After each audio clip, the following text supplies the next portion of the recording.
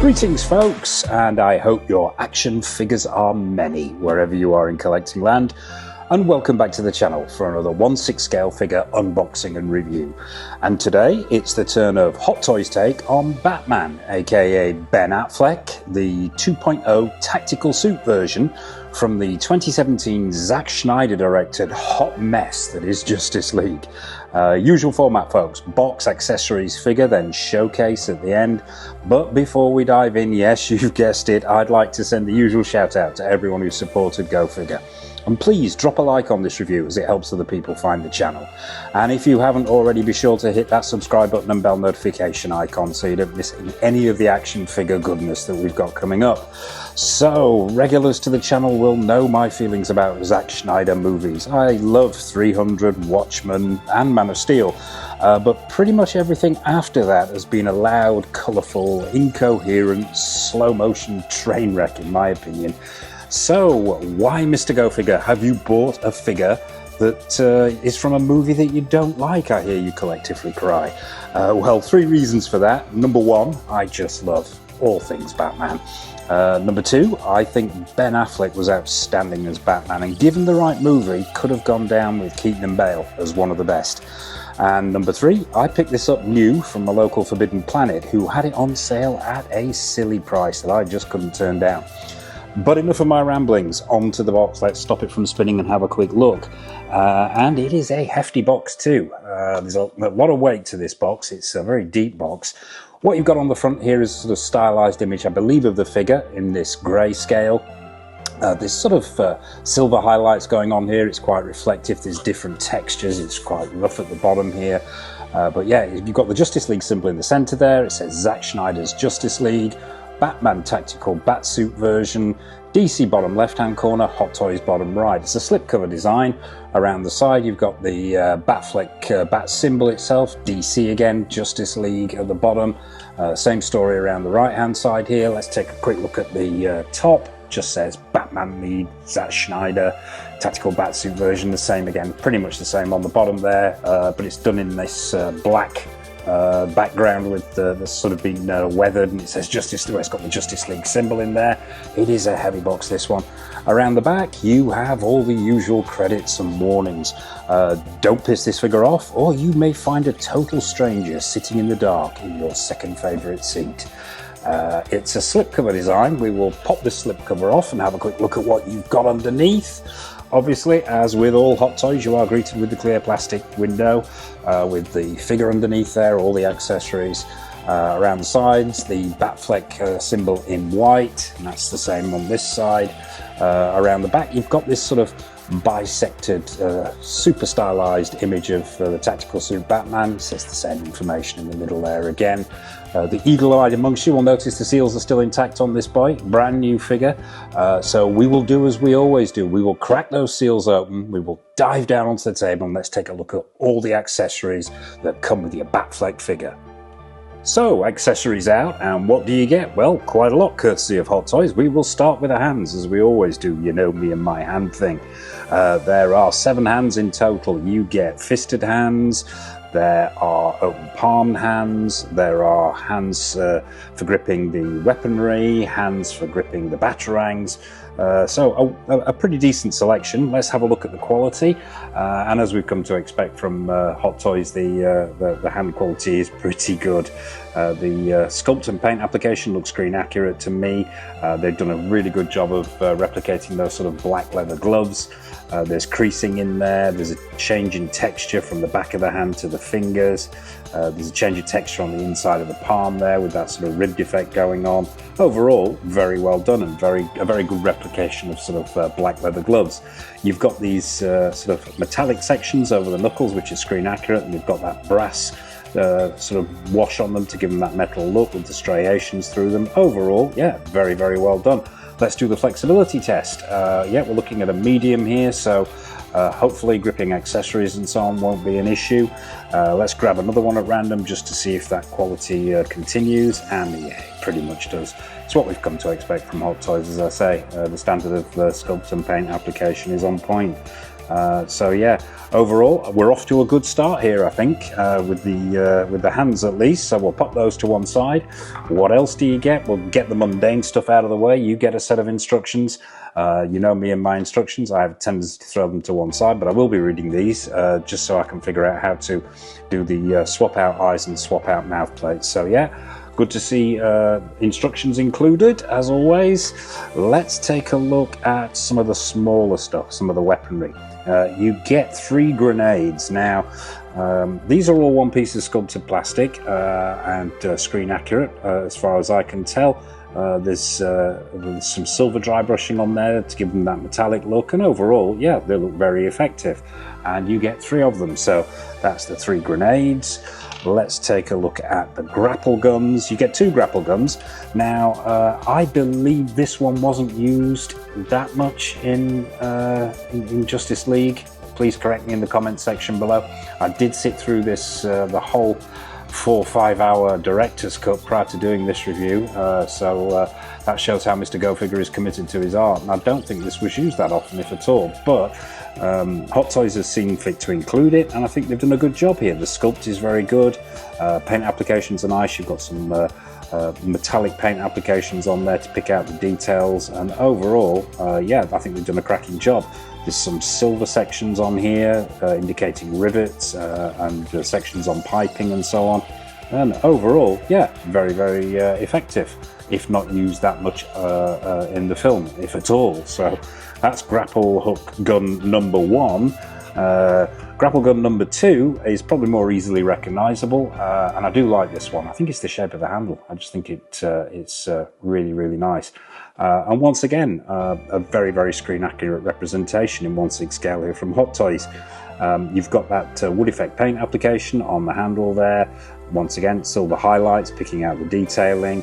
On the reel section on this side as well, you've got a metallic paint application as well, and it also comes complete, and Batman figure collectors will recognize these from Hot Toys. It's a number of grapple hook effects on a metal, a very thin piece of metal here. You've got the grapple hook at the end. This one's not extended, but it's got some silver and silver paint applications and dry brushing on there as always to that metal look, and you can simply slot that into the grapple gun. So if you want wanting to go for that look in the display, you can, and there's a whole variety of them. You've got that one, you've got the bendy one, which we've come to know and love, which was meant to replicate it in full flight before it's arrived at its target, or it's just exited the grapple gun with that wave in it.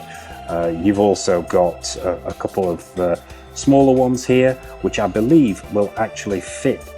These are just the heads, but I think these are designed to go inside of the grapple gun like that. And you get 2 of those, so you can have those alongside each other, or you could, if you were so inclined, put it in the end there as well. And finally, you get an extended grapple, but not fully fired out of the gun, and once again that will slot in the end as well. So yeah, that's the grapple gun and the grapple effects. You also get this little tool, which is for futzing the swap out eye plates that we'll take a look at. We'll have a look at how that works when we bring the figure out. So we'll pop that to one side. If we're talking about the eye plates, might as well have a look at them. So you get 3 swap out mouth plates, they're magnetized, and you get 3 different expressions. There's a neutral one with the mouth shut there, there's a one with a slight grimace starting, and then we've got sort of the full gritted teeth look as well. Now, overall, I've got to say, I think these mouth plates are very, very well done.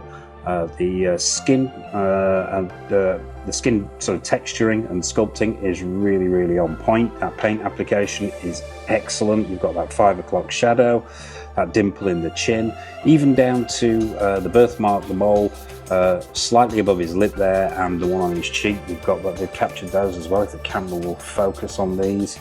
And I think, yeah, they've done a cracking job there. Even from that mouth there, that's recognisable as Ben Affleck. So yeah, and these are very simple. They've got a magnet on the back, and it's simply a case of just lifting it off the cowl and popping in your preferred mouth plate. So yeah, those are the 3 mouth plates.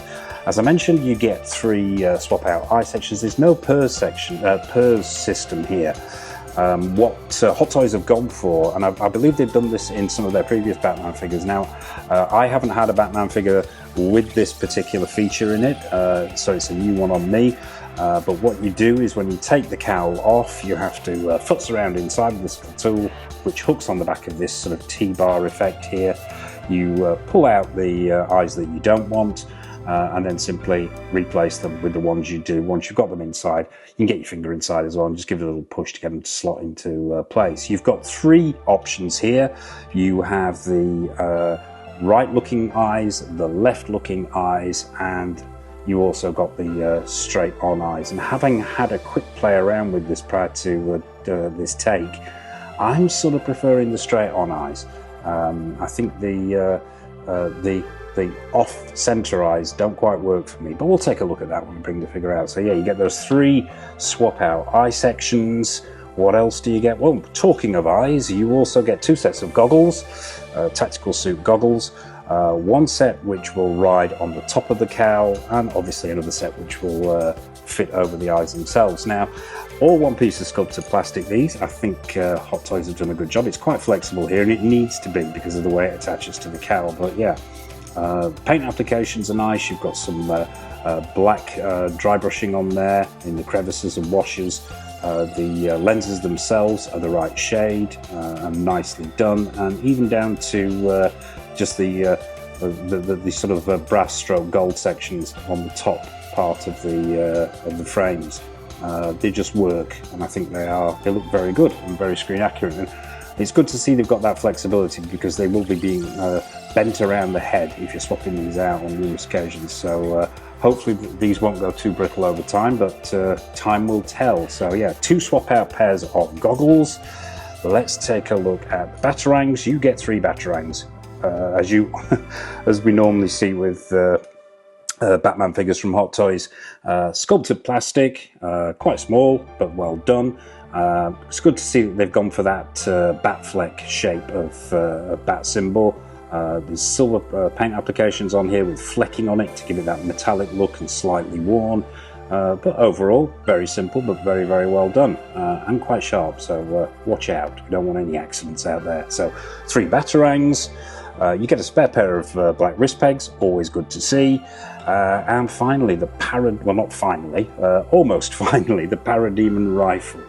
Now, I saw photographs of this prior to picking this figure up, and I was a little bit concerned that this had been oversimplified, but now I've got it in hand, I'm actually quite impressed with this.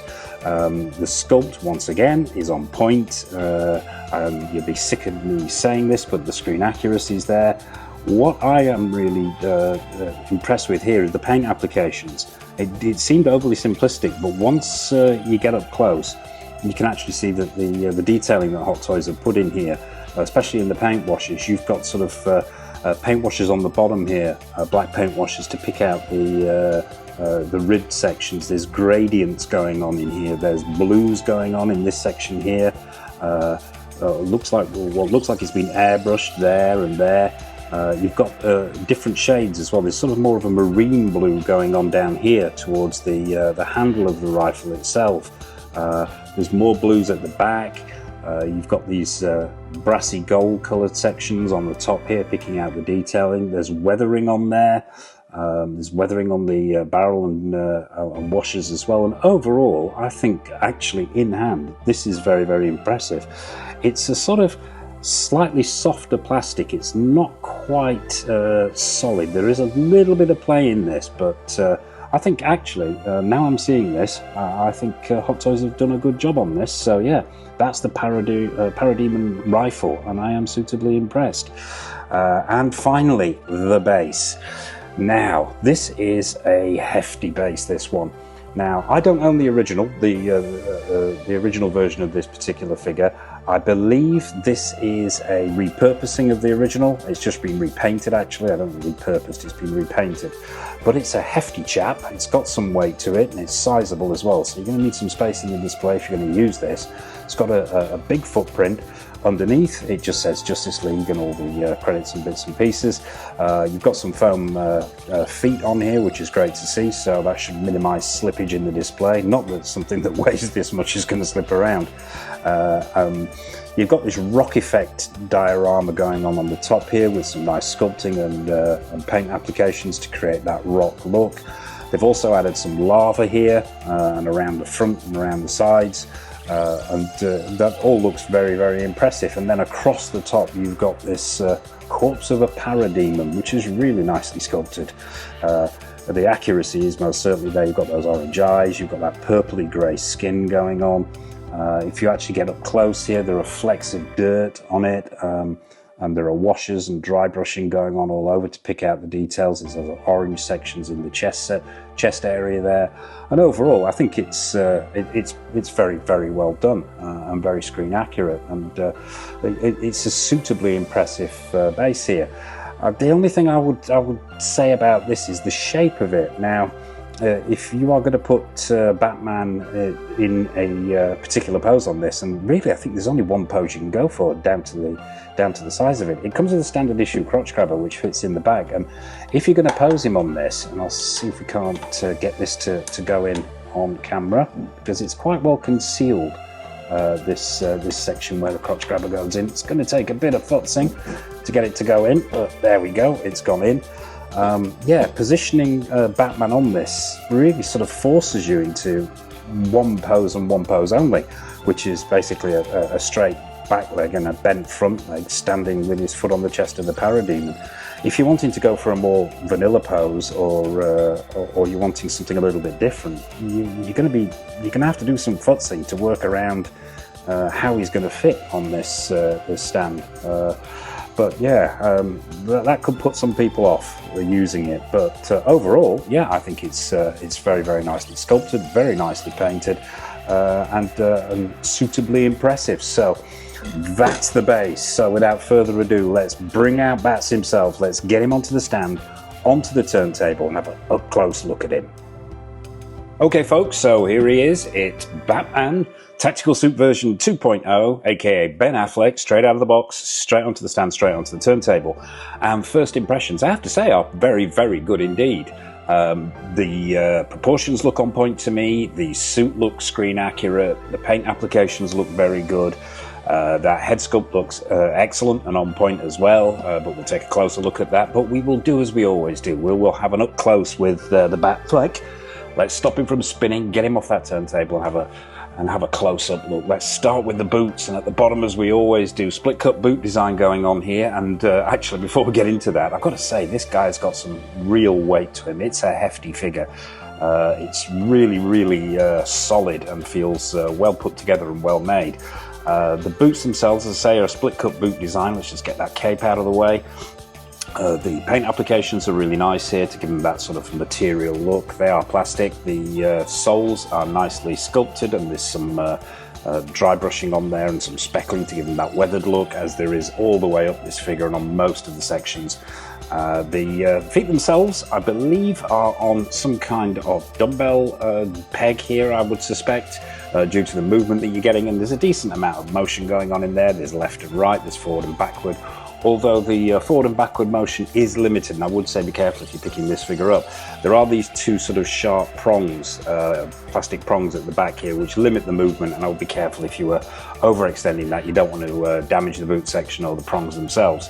Moving up now, the whole suit itself. Now, collectors of Batman figures will recognise the way this has been done, and Spider-Man figures and Hot Toys in general. What you've got underneath here is this soft plastic undersuit.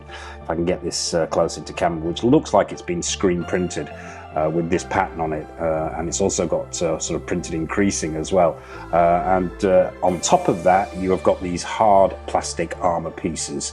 Now, the shin guards themselves are really nicely done. You have sort of faux strapping going on here that's meant to look like material. It's a softer plastic, and you've got painted buckles on here where the straps end, which all look authentic. The shin guards themselves are really nicely done. You've got lots of different sculpting textures going on here and different paint applications. You've got chips and dinks in the front of the shin guards themselves. They've sort of got that carbon weave almost sculpt going on in them. And the dry brushing and paint applications is really nice. Moving up, now I got him in this bent leg position because that's pretty much all you can do with that stand, unfortunately. We will straighten this leg out and we'll check articulation here. As you move up the leg, and this is one thing I will mention, when you do articulate either of the legs, these knee pads have a tendency to slip down over the top of the armour itself. As you can see, this is how it's supposed to sit on the left-hand side, but once you've actually taken it off the out of that position, you want to straighten the leg out. I would recommend you just foots it a little bit and it will slip back in to that gap where the strapping is. But the knee pads themselves are really well done.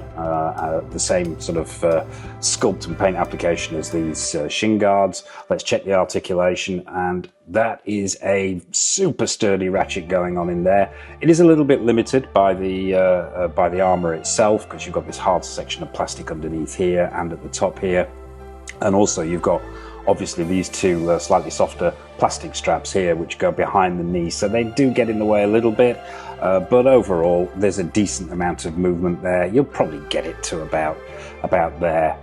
Not brilliant, but there is some movement there. How this suit underneath will stand the test of time is anybody's guess, but I'm sure time will tell us. Moving up, you've got the thigh guards, which are pretty much sculpted in the same way as the shin guards. Around the back, you've got that same level of detailing and sculpt, all different textures going on. Really, really nice to see. A substantial backside going on here for the Batfleck. That really is one hell of a rear end. But you can actually see how this suit works in conjunction with the rest of the body as you work your way up. And as I say, it's got that screen printed pattern on it. It's overlaid as you come further up the back here. The body underneath here is padded. It feels like what Hot Toys have done here is, because this is not a solid plastic, everything sort of above the utility belt has got a spongy feel to it. So I would suspect there is a body with some type of padding attached to it, because you can still see the muscularity underneath. So it's some kind of sculpted padding underneath the suit itself. There's a zip down the back if you're wanting to check that out. I won't be doing that, but yeah, you can access the figure underneath if you want to. The belt itself is a sculpted plastic, I believe, a soft plastic that's been sculpted and painted to look like leather. The sections on the belt itself are all plastic, but they're nicely painted and weathered with that sort of brass stroke gold paint that you see on all the sections in the on the rest of the body. It's free floating, moves up and down, so you can position it where you want on the figure. I tend to have them right in a little bit lower. It just makes him that look that much stockier. The top of these sections here are actually quite high. Now, I've heard some people say, and other collectors say, that these are riding a little bit low, but I can see why Hot Toys have done that. If you had these any higher, when you bend this leg here, you're risking, I think, this section at the top here digging in to this soft plastic undersuit and maybe causing damage. So I think Hot Toys have taken a little bit of artistic license there and dropped them ever so slightly lower, but I'm not complaining. The articulation at the top of the legs, once again, this is a ratchet and it's very, very substantial. I think it's only really limited once again by the nature of this undersuit and the armour. You've got some forward movement there, you've got some backward. I'm not going to go any further than that because I don't want to damage this undersuit, but yeah, there's a decent range of motion there and you'll get a decent leg splay on the figure. So let's have a look at the abdomen section. Let's get this guy up close and into the camera. Now, the abdomen section carries on that same theme as the rest of the figure with the undersuit and the overlay of plastic. And you've got all kinds of detailing going on here. There is that same continued sort of silver dry brush carbon fiber effect. You've got the undersuit underneath, which is attached to those slightly softer plastic straps with the gold stroke brass paint applications, which are continued all over the armour there, up to the chest plate. The Batfleck bat symbol there, which is split in the middle. It's got a carbon fiber type sculpt to it. It's got some texture on there, and overall all parts of this armour, you've got dinks and burrs and scratches and so on. Around the back of the arms, once again, you have these plates which have been attached to the undersuit, and the stitching on that undersuit looks very good here. I have had some Hot Toys where they've had this sort of soft plastic undersuit where the stitching is not very good, but it looks like they've got it on point here. Catwoman springs to mind, and Deadpool as well, the most recent releases, the version 2.0s. All suffered with iffy stitching, but that doesn't seem to be the case here, which is great to see. Those pads are attached to the arm. I don't think they're free floating. I don't think there's any give there, those bicep pads, but once again, same level of paint application and sculpt. The braces are really, really well done. Same level again of sculpt and paint application. You'll be sick of hearing me say that, but the weathering's really nice on there. I would say as well, watch out for these spikes on the gauntlet. They are super sharp. These are some of the sharpest I've ever encountered on a figure. So yeah, you could quite easily damage yourself on those. So exercise caution if you're picking this figure up. Let's talk about this cape now. Hot Toys, where to begin with your capes? Now, there are some creases in this cape because actually when it came out of the box, and it's been sat in there probably a year and a half, so this can be forgiven. There are some creases here, but I think what Hot Toys have done here with this cape, I don't know whether it's the actual material they've used. I suspect it's not. I suspect it's the dyeing process and the weathering process, because as you can see here, there's all kinds of weathering going on the cape itself, and it's got that frayed edge at the bottom. But I think the dye they've used was a little on the sticky side, and it had been sat on the cape for a while in the box there, and it had actually stuck together, and I had to unpeel it. So if you're seeing any unsightly creases in there, that's simply like there's one there, as you can see there. It's still stuck together, but it comes apart relatively easily. Just be super careful when you're pulling it that you don't pull the wrong thing. I very nearly pulled the overlap off, thinking it was stuck down, but the cape itself does overlap on the inside, so this section is double-sided. So yeah, any creases there are down to that. The actual material itself is a man-made fibre. It doesn't feel like the most expensive material I've ever come across. I've got the BVS figure, and it's not as bad as the BVS figure. That literally is like cardboard. It's appalling. But this is slightly better, but still. I would send a message to Hot Toys about their capes. I've done this before, and I'll say it again. Please, please, please improve your capes. It's one of those things that lets down virtually every cape figure you give us. Is the cape just isn't up to par. The materials aren't right. The quality is not there. I mean, they've gone for a drape cape here, and this figure begs for a wired cape. It really does. It's one for dynamic posing, and so a wired cape really is pretty much obligatory, and it wouldn't add that much to the price to give us a drape cape and a wired cape as well.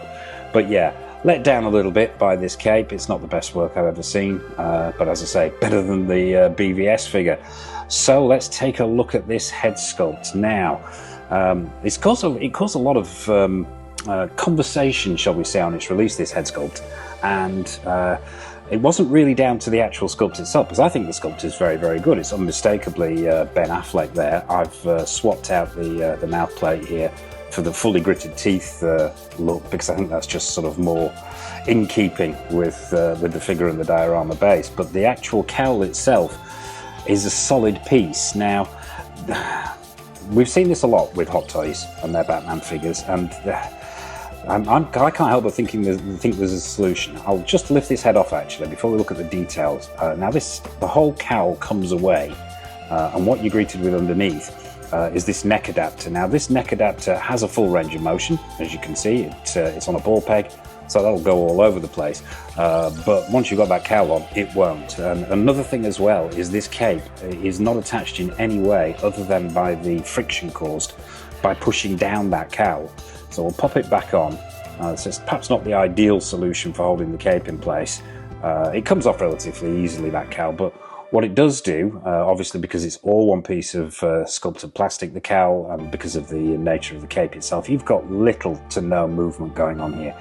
You can get a little bit of sideways movement there, and a little bit that way. There's some backward movement there, but unfortunately, it's going to look goofy if you push it too far back, because it's just going to reveal that cape underneath, which is going to move around. And if you push it too far forwards, you're running the risk of this this gold section here digging in to the bat symbol, which is the last thing you want. So yeah, not an awful lot of movement here. I can't help but think with Batman Figures Hot Toys you could come up with a solution here where we could get a little bit more movement out of that cowl.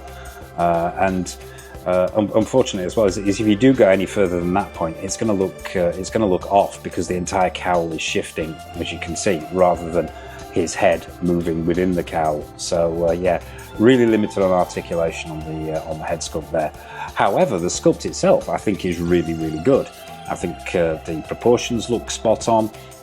The eyes are nice and glassy, and most certainly have a look of Batfleck about them.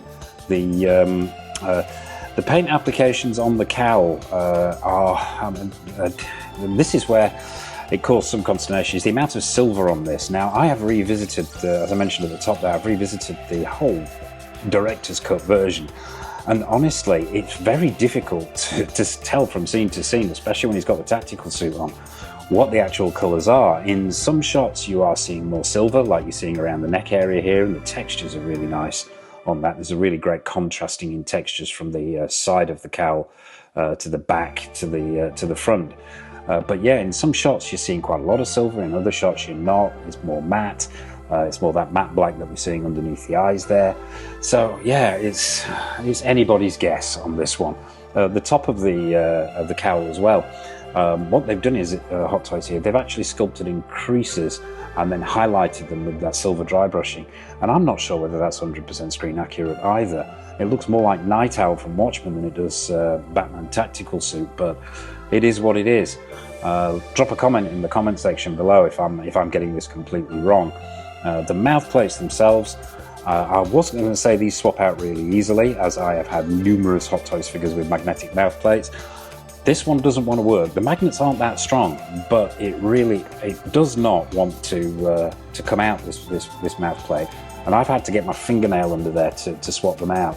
And I don't recommend that, because the paint applications on these mouth plates can be quite delicate. You don't want to damage them. So yeah, it's not the ideal solution. And I've had this issue with Hot Toys before. And they advise you to use friction and grasp the side of the mouth plate here. But as you can see, that's going nowhere. Even if it is a weak magnet. So you end up sort of trying to jam a fingernail in there at a side or something in an effort to try and get this thing out, and it just does not want to come out at all. So yeah, points off there, unfortunately, for those mouth plates. The goggles themselves, and I've put the raised goggles on there, really, really easy to swap out. What you've got are two holes on either side of the head sculpt itself. They're keyed to the goggles, so you can have the ones over the eyes. We'll replace them so you can see how it looks with goggles on, and you simply match the key to the side there, and they slot in. It's a really nice solution there. And when you're not using the goggles, there are two small pieces. If I can find them, I have them here, I think. Yeah, you've got these two small pieces which will fill those holes, so the cowl looks accurate. So yeah, that's the cowl. I think it looks great. But it's got some shortcomings, shall we say. Let's check the articulation on the arms before we go in for final thoughts on this guy. Okay, the arms themselves, once again, you're going to be a little bit restricted by that undersuit, but you've got a solid ratchet there, which will go up. It probably won't go any further than that. It feels like it would, but I'm not going to push this any further than that, simply because of the nature of this armor here. So yeah, it feels sturdy and well built though, that body, and the articulation feels good, if limited. So there you have it, folks. Let's pop this guy back on the turntable. Let's see if he will stand. This is another issue, shall we say. Well, I'm going to call it an issue. If you look here, again, getting this guy into any kind of vanilla pose on this stand is going to be damn near impossible. I'm going to sort of rest him like this. In actual fact, now what we'll do is we'll go back for the bent leg, because really, as I mentioned before, that is the only pose that you're going to get any kind of decent display look for him with this particular piece. But we'll lower that leg down, shift that one a little bit, see if we can't get him to stay on the stand. It's not the best solution in the world. It's a great looking stand, but yeah, we'll save the the comments on the stand for final thoughts. So yeah, where to begin with this piece? Let's just lift this camera up so we can get him all in shot and get him turning again before he falls off the turntable and off the stand. It is a cumbersome thing, this. It really does take some care with moving around, and now it's wanting to move on its own, but there we go. That will do for the time being, or we'll be here all night. So let's get him spinning again. So, final thoughts on this piece. I think it is super imposing. I think the suit is absolutely on point, really well sculpted. The body is phenomenal. The likeness to Ben Affleck with those interchangeable mouth plates and those eyes. Forgot to mention that actually. Those eyes, that eye system is very very simple to swap out. You just we'll pop it off now. You simply pop off that off the cowl, and inside you can see there is that T-bar that we mentioned in the accessories section. You simply lift out the eyes and slot them back in, and if you're struggling to get them back in, you can get your finger in there. Even Mr. Go Figure with his sausage fingers can do this. You can get your finger in there and just push it back into place, but we'll pop that cowl back on. So yeah, good points. That diorama base I think looks fantastic, if a little impractical, but we'll cover that in the niggles as well. I think overall, I think Hot Toys have taken some liberties here. I think they've taken some liberties with the paint application, but overall I think they've done a pretty good job. And my OCD is now kicking in because he isn't sitting right on this stand. So while I finagle him, we'll go over some of the downsides with this figure. First of all, I'm gonna have to say, let's talk about that base. That base, yeah, I mean, if you're going to include something like this, Hot Toys, what I would have been inclined to do, particularly at this price point, I would have been inclined to actually include a standard hexagonal base that we normally get with Hot Toys. Wouldn't cost that much more, a little bit extra money, and then you've got something that you can use for a whole range of poses. So that might have been a good idea, throwing that in. I love the look of this base, but it is totally impractical. It's got a huge footprint, and really you can pretty much only do a pose that's similar to this.